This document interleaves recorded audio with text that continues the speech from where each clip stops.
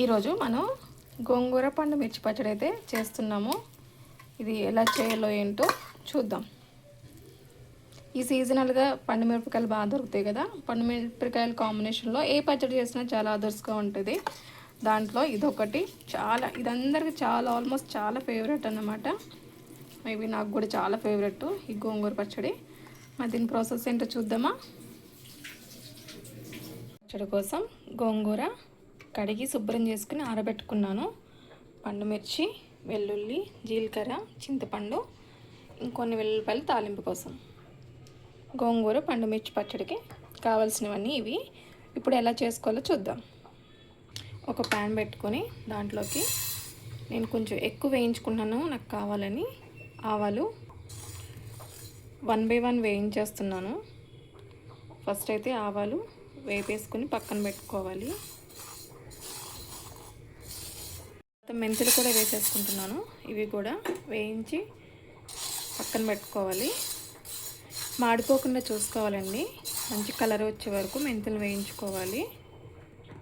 మెంతులు బాగా కలర్ వచ్చినాయి కదా, దీంట్లోనే జీలకర్ర కూడా వేసేసుకుంటున్నాను. ఈ రెండు కలిపి వేయించేసుకొని పక్కన పెట్టుకుందాం. చిన్న మంట మీద వేపుకుంటే లోపల వరకు వెళ్ళి మంచిగా ఫ్రై అవుతుంది. మాడిపోకుండా చూసుకోవాలి. చూడండి, జీలకర్ర మెంతులు ఏగిపోయినాయి. దీన్ని తీసి పక్కన పెట్టుకుందాం. ఇవి పూర్తిగా చల్లారిన తర్వాత పౌడర్ చేసుకోవాలి. ఇప్పుడు అదే పాన్ పెట్టుకొని ఒక 2 స్పూన్లు ఆయిల్ వేసుకుంటున్నాను. కడిగి శుభ్రం చేసుకుని గోంగూర అంతా దీంట్లో వేసేసుకుంటున్నాను. గోంగూర బాగా మగ్గిపోయే వరకు, మెత్తగా అయ్యే వరకు దీన్ని ఇలా వేయించుకోవాలి. చూసారా, మగ్గింది. ఇది మాడిపోకుండా ఇందులోనే మెత్తబడే వరకు వేయించుకోవాలి. మాడనివ్వద్దండి. గోంగూర మాడినా ఏదన్నా దీంట్లో వేస్తే ఏ ఐటెం మాడినా టేస్టే మాడిపోతుంది. అందుకని సిమ్లో పెట్టి మెత్తగా దీన్ని అయ్యే వరకు నిమ్మలంగా ఉడికించుకోవాలి. చల్లారిపోయిన పూర్తిగా దీన్ని అయితే మనం పొడి కొట్టేసుకుందాం. పొడి అయితే రెడీ అయిపోయిందండి. ఇది పక్కన పెట్టేసుకొని మిగతా ప్రాసెస్ చూసేసుకుందాం. దీంట్లో కల్లుప్పు వేస్తున్నాను. అలానే చింతపండు కూడా వేసేసుకుని ఇది ఒకసారి మిక్సీ కొట్టేసుకుందాం.